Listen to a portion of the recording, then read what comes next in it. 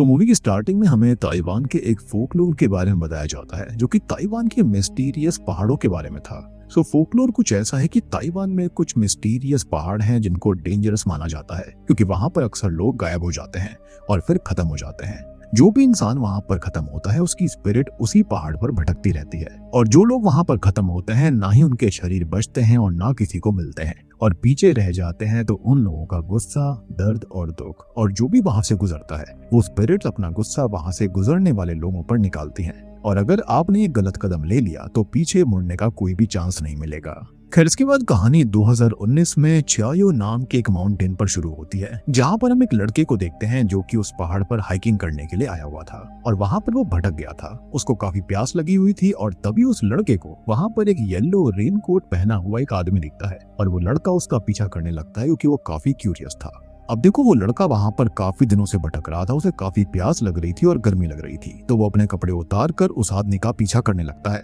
खैर, फाइनली वो उस पहाड़ में बने हुए लॉज तक पहुंच जाता है और दरवाजे पर दस्तक देकर मदद मांगने लगता है कि तभी वहां पर वो रेनकोट वाला व्यक्ति उस लड़के के पीछे आकर खड़ा हो गया था और वो लड़का देखता है कि वो आदमी असल में वहां पर भटक रही एक वेंजफुल स्पिरिट थी जो कि उस लड़के को गले से पकड़कर हवा में उठा देती है और उसको खत्म कर देती है। जैसा कि मैंने कहा था कि इस पहाड़ के ऊपर बहुत सारी वेंजफुल स्पिरिट्स भटकती रहती हैं। खैर, अब थोड़ी देर के बाद में लॉज का मालिक बाहर आता है लेकिन बाहर कोई भी नहीं था, मतलब कि उस लड़के की बॉडी भी बाकियों की तरह गायब हो गई थी। अब इसके बाद में कहानी 6 साल आगे बढ़ती है, यानी कि 2025 में, और हम चैन और सॉन्ग नाम के एक कपल को देखते हैं जो कि उसी लॉज में स्टे कर रहे थे जो कि अभी हमको दिखाया गया था 6 साल पहले, क्योंकि ये दोनों ही वहां पर अपने दोस्त आंगबे को वहां पर ढूंढने आते रहते थे जो कि उसी पहाड़ पर मिसिंग हो गया था। फिर हम देखते हैं कि चैन ने 5 बजे का अलार्म लगाया हुआ था तो वो सुबह 5 बजे उठ जाता है। हम गौर करते हैं कि उस लॉज में और भी लोग थे जो कि उसी पहाड़ी पर ट्रैकिंग करने के लिए आए हुए थे और उनमें से एक ग्रुप उस पहाड़ी में हुई डिसअपीयरेंसेस और उस माउंटेन के रूमर्स की बातें कर रहे थे, लेकिन चैन उन बातों पर अभी इतना ध्यान नहीं देता और फिर चैन और सॉन्ग ट्रैकिंग करने निकल जाते हैं। वहां पर चैन सॉन्ग को प्रपोज भी करने वाला था, लेकिन हमको ये पता चलता है कि आंगवे और चैन बेस्ट फ्रेंड हुआ करते थे और पहले सॉन्ग जो थी वो असल में आंगवे की ही गर्लफ्रेंड थी और पिछले 6 सालों से सॉन्ग के कहने पर चैन उसके साथ उस पहाड़ी पर आता है ताकि एटलीस्ट आंगवे की लाश तो मिल जाए। फिर इसके बाद में वो दोनों पहाड़ से नीचे उतरने लगते हैं और रास्ते में उनको हाइकर्स की भीड़ दिखती है। वहां पर पुलिस भी आई हुई थी क्योंकि एक आदमी ने खुद को खत्म कर लिया था और उस आदमी की छाती पर किसी तरह का सिंबल बना हुआ था जो कि ऐसा लग रहा था कि उसने खुद ही कुरेदगर बनाया हो। अब फॉरेस्ट रेंजर का ये कहना था कि उसने उस आदमी को 5:40 के करीब पर ऊपर पहाड़ी पर जाते देखा। फिर इसके बाद चैन और सॉन्ग उस पहाड़ी से नीचे उतरने लगते हैं और रास्ते में उन्हें उस आदमी की बीवी मिलती है जिसकी लाश वहां पर पड़ी हुई थी।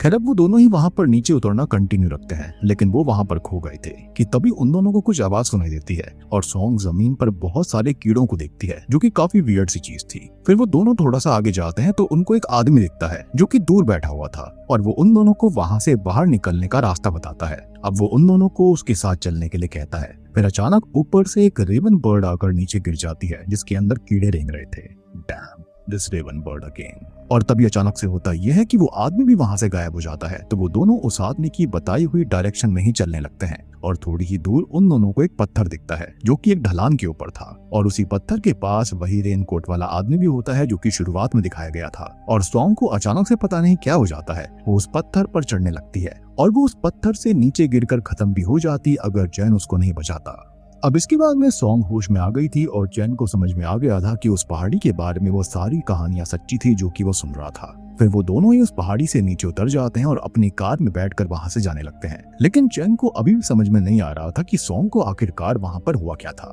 अब ये दोनों अपने घर पहुंच जाते हैं और सॉन्ग जो होती है वो चैन की जैकेट के अंदर एंगेजमेंट रिंग को देखती है और हमको ये पता चलता है कि चैन ने उसे पहले प्रपोज किया था लेकिन उसने उसके प्रपोजल को रिजेक्ट कर दिया और ऐसा इसलिए था क्योंकि सॉन्ग को ऐसा लगता था कि वो उसे उस पहाड़ी पर वापस जाने नहीं देगा, यानी कि आंगवे की लाश को ढूंढने नहीं देगा। बेसिकली सॉन्ग जो थी वो एक क्लोजर चाहती थी, लेकिन चैन ये कहता है कि अब 6 साल बीत चुके हैं और अब सॉन्ग को आंगवे को भूल जाना चाहिए और फिर चैन दूसरे रूम में चला जाता है।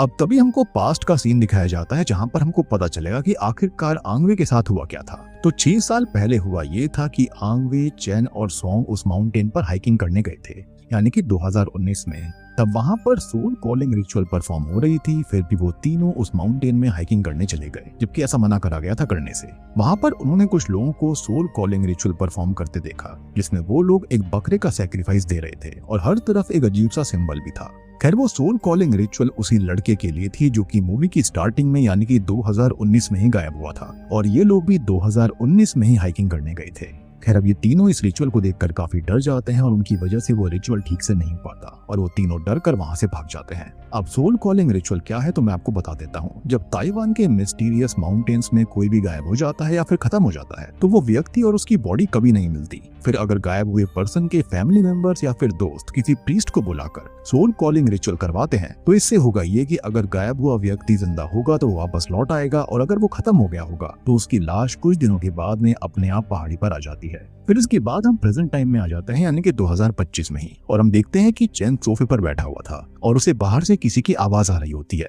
वो बाहर जाकर देखता है लेकिन बाहर बस मिट्टी से बने हुए किसी के पैरों के निशान थे, तो वो उन निशानों का पीछा करने लगता है। दूसरी ओर सॉन्ग भी जाग गई थी क्योंकि उसे दूसरे रूम से आवाज आ रही थी, और जब वो दूसरे रूम में जाती है तो लाइट अपने आप ही ऑफ हो जाती है। वहीं पर रेनकोट पहने आदमी की स्पिरिट अब उस पर हमला कर देती है, जो कि शुरुआत वाली ही स्पिरिट थी, और अचानक से सॉन्ग चिल्लाने लगती है। खैर, अब उसकी आवाज सुनकर चैन जल्दी से अपार्टमेंट की तरफ भागता है और उसे चारों तरफ से सॉन्ग की आवाज आ रही थी कि तभी वो ये देखता है कि सॉन्ग अपार्टमेंट से बाहर निकलकर लिफ्ट के जरिए ऊपर छत पर जा रही है। चैन उसको रोकने की काफी कोशिश करता है लेकिन लिफ्ट पहले ही बंद हो गई थी, तो वो सीढ़ियों की मदद से छत पर जाता है और वो देखता है कि सॉन्ग टेरेस की एज पर चल रही थी। हम देखते हैं कि सॉन्ग को उसी वेंजफुल स्पिरिट ने पजेस करा हुआ था, और वो स्पिरिट किसी और की नहीं बल्कि आंगवे की ही थी। कि तभी अचानक आंगवे सॉन्ग को टेरेस से नीचे फेंक देता है और सॉन्ग नीचे गिरकर खत्म हो जाती है। फिर अचानक से चैन फिर से उसी लॉज में सेम तरीके से उठ जाता है जैसे पहले उठा था, और उसके साथ भी सेम चीजें हो रही थी। और अब जल्दी ही चैन को समझ में आ जाता है कि वो एक इन्फिनिट टाइम लूप के अंदर फंस चुका है, और वो लूप सॉन्ग की मौत के साथ फिर से रीसेट हो जाया करता था। जितनी बार भी चैन सॉन्ग को बचाने की लाख कोशिश करता, उतनी ही बार आंगवे सॉन्ग को पदस कर लिया करता, और आंगवे की स्पिरिट जो थी वो सॉन्ग को खुद के ही हाथों खत्म करवा दिया करती। लेकिन यहाँ पर चैन को ये बात समझ में नहीं आ रही थी कि ऐसा हो क्यों रहा था। अब हार मानकर चैन सॉन्ग को लेकर एक होटल में रुक जाता है। वहां पर वो सॉन्ग को बताता है कि उसने आंगवे को देखा था, तो सॉन्ग कहती है कि वो जानती है कि चैन को आंगवे की मौत का गिल्ट है, तो वो ज्यादा ना सोचे, और चैन ये कहता है कि उसे पता है कि सॉन्ग आंगवे की मौत से मूव ऑन नहीं कर पाई है, और अगर आंगवे जिंदा होता तो वो कभी उसके साथ नहीं होती। और ये सुनकर सॉन्ग दुखी होकर वहां से उठकर चली जाती है और बाथरूम में जाकर नहाने लगती है। अब हम फिर से पास्ट का सीन देखते हैं और हमको पता चलता है कि ये तीनों उस रिचुअल वाले हादसे के कुछ दिन बाद ट्रैकिंग करने फिर से गए थे और वो उस माउंटेन में गुम हो गए। ऊपर से आंगवे के पैर में चोट भी लग गई थी, तो सॉन्ग आंगवे के साथ रुकने वाली थी और चैन जाकर हेल्प लाने वाला था। लेकिन आंगवे के कहने पर चैन सॉन्ग को भी अपने साथ कंधों पर उठाकर ले गया था, क्योंकि अगर हेल्प आ भी जाती तो उससे पहले ही आंगवे खत्म हो जाता और उसके साथ सॉन्ग भी नहीं बचती। तो यहाँ पर आंगवे ने सॉन्ग के बारे में सोचा था। फिर से हम प्रेजेंट टाइम में आते हैं और हम देखते हैं कि रूम के बाहर रूम सर्विस वाली लेडी आई हुई थी और वो वहाँ पर असल में तौलिए देने आई थी कि तभी चैन को बाथरूम से कुछ आवाज आती है और वो जाकर देखता है कि कोई इनविजिबल शक्ति सॉन्ग को बाथटब के अंदर डुबोकर खत्म करने की कोशिश कर रही है। चैन बहुत कोशिश करता है सॉन्ग को बचाने की, लेकिन कोई फायदा नहीं होता और अचानक से लूप फिर से रीसेट हो जाता है। और अब इस बार वो सब कुछ ठीक से नोटिस करता है और फाइनली इस बार उस ग्रुप के लोगों की पूरी बात सुनता है जिसको स्टार्टिंग में उसने इग्नोर कर दिया था। वो लोग बात कर रहे थे कि उस पहाड़ी पर बहुत लोग गायब होते हैं और जब कोई गायब होता है तो वहाँ पर एक टेम्पल है माउंटेन के पास में, जहाँ पर सोल कॉलिंग रिचुअल करी जाती है और अगर रिचुअल ठीक से ना किया जाए तो बहुत सारे हादसे होने लगते हैं। और वहाँ पर एक और फेमस लेजेंड है द येलो टैबू, और कहा जाता है कि अगर कोई उस माउंटेन में भटक जाता है तो एक येलो रेनकोट पहना हुआ व्यक्ति उसको दिखाई देगा और उसे अपने पीछे चलने को कहेगा, और अगर आपको वो दिखता है और आप बच जाते हो तो आपको जल्दी से माउंटेन के पास वाले टेम्पल में जाकर प्यूरिफिकेशन रिचुअल करनी पड़ेगी। अब ये सब सुनकर चैन जल्दी से सॉन्ग को लेकर उसी टेम्पल में जाता है। वो वहाँ के हाई प्रीस्ट को सारी बात बताता है। वो प्रीस्ट उनको ये बोलता है कि सॉन्ग के पीछे एक बहुत ही वेंजफुल स्पिरिट पड़ी हुई है और उससे पीछा छुड़ाने के लिए उनको एक रिचुअल करना ही होगा। अब रिचुअल के अंदर वो प्रीस्ट एक बकेट के अंदर कुछ चावल डालकर चैंटिंग करने लगता है रिचुअल खत्म होने के बाद जब वो उस बकेट को देखता है तो उसके अंदर उन चावलों के बीच में वही सिंबल बना हुआ था जो कि उस सोल कॉलिंग वाली रिचुअल में था। सबसे बड़ी बात कि वही सेम सिंबल था उस मरे हुए व्यक्ति की छाती पर। खैर तभी अचानक वो प्रीस्ट उस सिंबल को देखकर काफी शॉक्ड हो गया था और उसे आंगवे की स्पिरिट भी दिखती है जो कि सॉन्ग को फिर से पजेस कर लेती है। लेकिन प्रीस्ट किसी तरह से सॉन्ग को आजाद कर देता है और वो चेन से पूछता है कि क्या उस पहाड़ी पर उन लोगों ने कुछ ऐसा किया था जो कि सॉल्व नहीं हुआ। और ये बात सुनकर चेन सॉन्ग को लेकर वहां से भागने लगता है। वो सॉन्ग को लेकर बहुत परेशान था लेकिन वो उसे चिंता ना करने के लिए कह रही होती है। लेकिन तभी अचानक से सॉन्ग एक स्पीड से आ रही कार के नीचे आने से बच जाती है और अगर चैन ना होता तो सॉन्ग फिर से खत्म हो जाती और लूप फिर से रीसेट होता। अभी सॉन्ग फिर से कहती है कि सब कुछ ठीक है कि तभी पीछे से आंगवे की स्पिरिट सॉन्ग को धक्का दे देती है और सॉन्ग एक ट्रक के सामने आ जाती है जिससे कि वो बुरी तरह से खत्म हो गई थी। अब यहाँ पर लूप फिर से रीसेट होता है और इस बार चैन बस वहाँ पर सॉन्ग के पास बैठकर रोने लगता है और वो उसको सारी बात बता देता है और कहता है कि ये सब चैन की गलती है क्योंकि जब चैन और सॉन्ग को रेस्क्यू कर लिया गया था तो उसने आंगवे की लोकेशन रेंजर्स को बताई ही नहीं थी। तो सॉन्ग कहती है कि वो वहाँ पर गुम हो गए थे तो उन्हें कैसे पता होता कि आंगवे कहाँ पर था। फिर चैन उसे टाइम लूप वाली सारी बात बताता है और वो उसको साबित करके भी दिखाता है कि सब कुछ रियल था, सब कुछ सेम वैसा ही हो रहा था जैसे कि पहले दिन हुआ था। लेकिन बस एक चीज अलग थी और वो ये थी कि जिस आदमी ने खुद को खत्म किया था उस आदमी की बीवी पहले दिन बहुत ज्यादा रो रही थी लेकिन इस बार वो रो नहीं रही होती। अब ये देखकर चैन उस लेडी से बात करता है और टाइम लूप वाली सारी बात बताता है तो वो लेडी उसको ये बताती है कि उसका नाम असल में शाओपिन है और उसका हस्बैंड फेंग था और वो उसको सारी बात बोलती है कि 6 साल पहले उसका बेटा पहाड़ी पर गया था अपने दोस्तों के साथ में लेकिन वो गायब हो गया था और फिर उसके लिए उन्होंने सोल कॉलिंग रिचुअल रखी थी लेकिन उसके बेटे की लाश कभी नहीं मिली और इस बात से उसका पिता फेंग पागल सा हो गया था और वो रोज हाई प्रीस्ट के पास जाया करता था और उसने अपने बेटे के लिए कॉलिंग रिचुअल फिर से करने के लिए कहा था लेकिन प्रीस्ट ये बोलते हैं कि वो रिचुअल बस एक बार होता है और इन सब के बाद में फेंग खुद ही उस पहाड़ी पर चला गया यानी कि वो रिचुअल करने वाला था। लेकिन दिक्कत ये हो रही थी कि अब शाओपिन बार बार लूप में फंस गई थी और वो रोज सुबह जागती थी और अपने पति की लाश को देखा करती थी। वो बार बार देखती कि उसका पति पहाड़ी पर जा रहा है और बाद में उसकी लाश ही मिलती थी।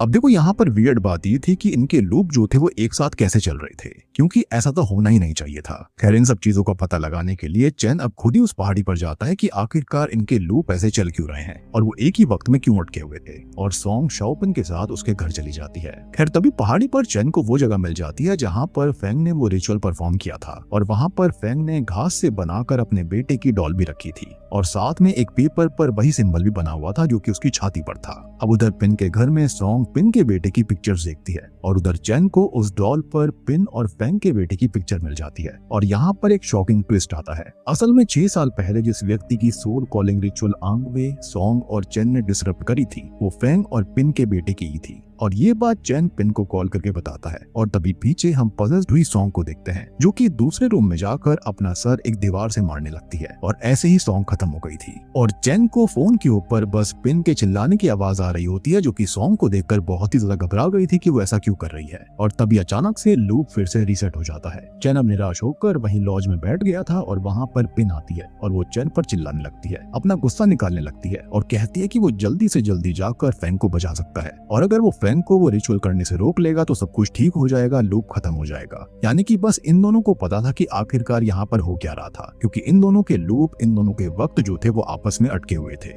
और ऐसा इसलिए था क्योंकि ये सभी लोग जो थे वो पिन और फेंग के बेटे के चलते आपस में अटके हुए थे। एनीवेज इसके बाद में चैन जो है वो पिन के साथ उसके घर पर जाता है और फेंग के रूम के अंदर वो सेम सिंबल्स को हर जगह देखता है तो वो उन सिंबल्स की पिक्चर भी क्लिक कर लेता है और सीधे उसी टेंपल में जाता है जहाँ पर वो सेम वैसे ही पॉट्स लेकर जाते देखता है जैसा कि उन्होंने 6 साल पहले तोड़ दिए थे जो कि पिन और फेंग के मिसिंग बेटे के थे। खैर अब प्रीस्ट का पीछा करते हुए चैन एक केव तक पहुंच गया था जो कि उस टेंपल के पास थी और वहां नीचे पहुंचकर चैन को हाई प्रीस्ट मिलता है। अब प्रीस्ट जो है वो चैन को सारी बात बताता है कि उसने फेंग को पहले ही कहा था कि सोल कॉलिंग रिचुअल सिर्फ एक बार होती है और अगर ये सोल कॉलिंग रिचुअल को दूसरी बार करने की कोशिश करी गई तो नतीजे बहुत ही बुरे होते हैं, लेकिन उसने उसकी बात नहीं मानी। अब चैन जो होता है वो प्रीस्ट को टाइम लूप वाली सारी बात बताता है तो प्रीस्ट बोलता है कि उस पहाड़ी पर एक नेचुरल डिजास्टर में बहुत सी मौतें हुई थी, बहुत साल पहले ऐसा हुआ था लेकिन उनकी लाशें कभी नहीं मिली और उनकी स्पिरिट्स वहां पर पहाड़ी पर भटकती रही थी अब जिन लोगों के फैमिली मेंबर्स ने सोल कॉलिंग रिचुअल करवा ली थी उनकी स्पिरिट्स को तो शांति मिल गई,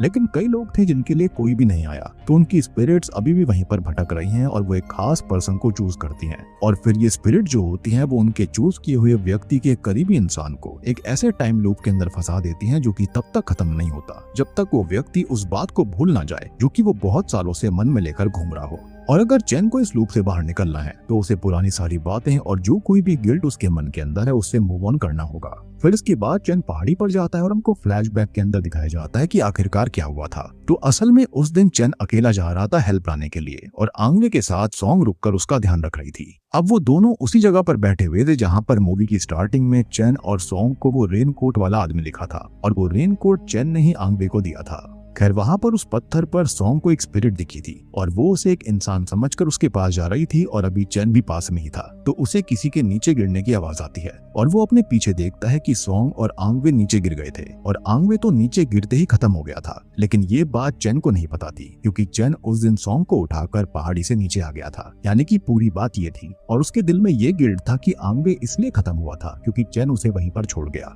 जबकि वो तो पहले ही खत्म हो चुका था। और ये सब शुरू इसलिए हुआ था क्योंकि वो रास्ता भटक कर वहीं पहुंच गए थे जहां पर आंगवे की मौत हुई। अब तभी वहां पर आंगवे की स्पिरिट चैन के सामने आती है और चैन जो है उसके सामने कन्फेस करता है कि वो आंगवे को पहाड़ी से नीचे नहीं लेकर आ पाया था, जिसका उसे बहुत दुख है। और आखिर में आंगवे की स्पिरिट को शांति सी मिल जाती है और अब चैन जो होता है वो फॉरेस्ट रेंजर्स के सामने सारी बात कन्फेस करता है कि उसकी गलती की वजह से उसका दोस्त खत्म हो गया था और चैन को लग रहा था कि सब कुछ ठीक हो जाएगा कि तभी एक रेंजर के रेडियो पर आवाज आती है कि लॉज में एक लड़की को कार्डियक अरेस्ट आया है और चैन समझ जाता है कि वो सॉन्ग ही होगी और वो लूप अभी खत्म नहीं हुआ है। अब तभी चैन को ये बात याद आती है कि उसकी वजह से सॉन्ग ने बहुत दुख झेले हैं और अगर वो उस दिन आंगवे को बचा पाता तो आज ये सब नहीं होता। खैर तभी इसके बाद चैन उसी लॉज में फिर से जागता है, लेकिन इस बार वहां पर सॉन्ग नहीं थी। तो चैन रूम से बाहर निकलता है और बाहर सभी लोग उसको अजीब तरह से देख रहे थे और वो कुछ बोल भी नहीं रहे होते। तभी अचानक से चैन के सामने आंगवे की स्पिरिट आती है और चैन जाग उठता है, यानी कि लूप फिर से रिसेट हुआ था। मतलब कि वो सपने के अंदर सपना देख रहा था और अब चैन अपने सामने सॉन्ग को पाता है और उसको पहाड़ी पर लेकर जाता है क्योंकि उनको फेंग को वो रिचुअल करने से रोकना था और अगर वो फेंग को खुद को खत्म करने से रोक लेंगे तो शायद से ये लूप खत्म हो सकता है। खैर वो दोनों जल्दी से उसी जगह पर जाते हैं जहाँ पर फेंग वो रिचुअल कर रहा था और वो दोनों उसको बहुत समझाते हैं, लेकिन वो उनकी एक नहीं सुनता और वो उन्हें चाकू से डराने लगता है। लेकिन जब वो दोनों पिन के बारे में बताते हैं कि अगर उसने खुद को खत्म कर लिया तो उसकी बीवी पिन का कोई भी नहीं रहेगा क्योंकि बेटा तो पहले ही खत्म हो चुका है, और ये सोचकर फेंग रुक जाता है। लेकिन तभी आंगवे की स्पिरिट फेंग को पजस कर लेती है और वो फेंग को खींचकर चोटी से नीचे फेंकने लगती है